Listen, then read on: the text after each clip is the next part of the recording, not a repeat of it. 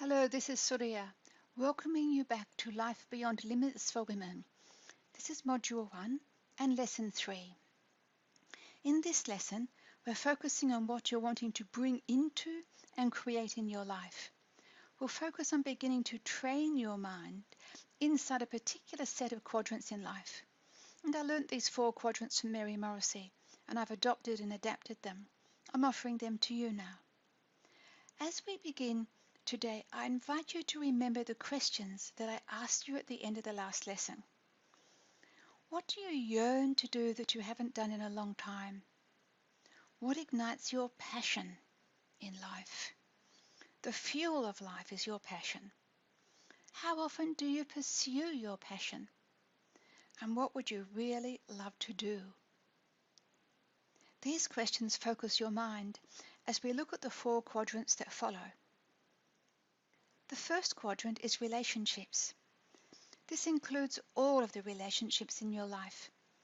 Your partner, your family, children, extended family, your social networks, friends and colleagues, and other people in the community with whom you relate. How are these relationships happening in your life? Are you satisfied with them? Is there room for improvement?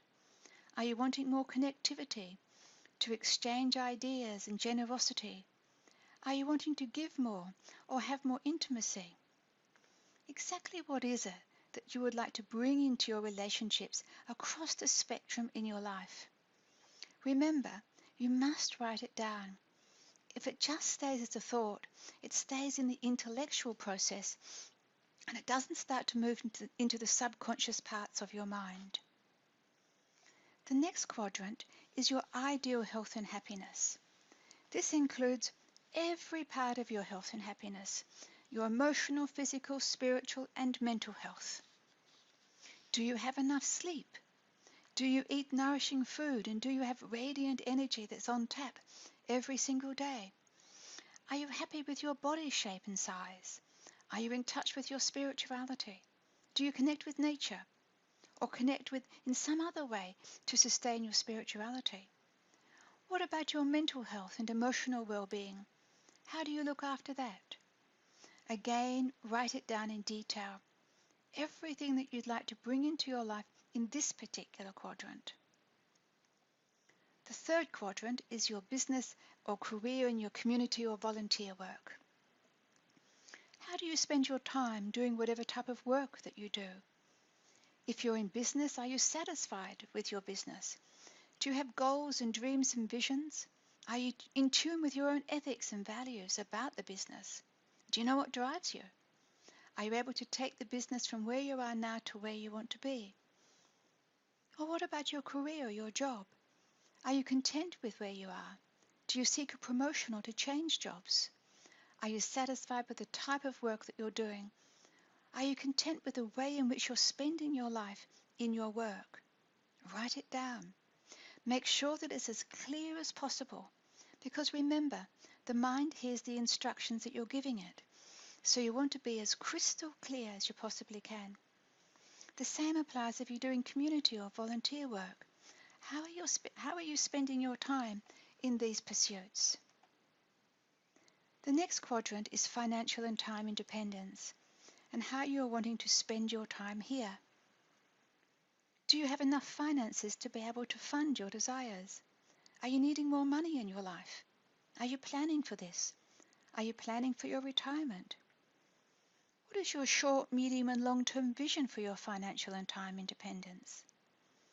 Make sure that you allow yourself to expand into these processes, because this is what you're creating now, starting from where you are.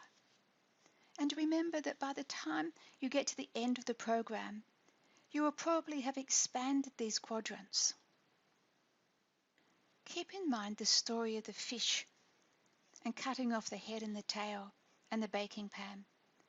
Are you restricting yourself in your thinking processes and desires to fit into the baking pan of your life? Or are you allowing that baking pan to expand and keep growing as you explore all the possibilities that are available for you? In thinking about these 4 quadrants, I have another couple of questions here for you. Close your eyes And just for a moment, tune in as I ask you these questions and listen for the answers. What do you yearn to be, to do, to have, to create, to generate, to contribute? Yearning is the energy that comes up from the gut. It rises up through the heart and up through the throat and then out into existence. Yearning is such a beautiful energy. What are you yearning in your life? Remember the key points from this module. Everything happens twice. It has to be a thought before it can be anything else. To think is to create. Energy follows thought. You become what you think about the most, and the mind works in images. Listen now as I ask you again. What do you yearn to be, to do, to have, to create, to generate, and to contribute? Because we're focusing on giving as much as receiving here. The law of the universe works in terms of circles. The more that we give, the more that we can receive. Ask yourself these questions first thing in the morning and last thing at night. As you're waking up, there's a space between the dream state and waking up. And that's a very powerful time to train your mind. That's the time to instill the new messages. Then just before going to sleep, again moving into that subconscious state, train yourself again. Ask yourself, what would I love to do, to be, to have, to give, to generate and to contribute? It's so important that you remember that repetition and discipline are the key factors here. I was talking with some women earlier this year when I was doing a program on women in leadership. And one of the women said to me, Surya, I'm not disciplined at all, and I can't really maintain any type of discipline. I said to her, what if I was to suggest to you that actually you're 100% disciplined to your habits? Take that in for a moment. We're all 100% disciplined to our habits, however many of those habits may well be outdated and are ready to be replaced. Watch out if you get caught up in the old habits and you forget to focus on the questions being asked here. The human experience is to forget. So start to train yourself, make a new schedule, ask yourself these questions and listen for the answers. As we finish up today, take a moment to reflect on what we've covered and what has stood out for you. And as you complete your worksheet that comes with the program, dig into your own truth. Be totally honest with yourself. You don't have to share this with anybody else unless you want to, because this is your process, and you're clearing out the old to make room for the new. Spend time focusing on what you do want in your life, and I look forward to being with you in the next module. Thank you so much for being here with me. I look forward to being with you again soon, and bye for now.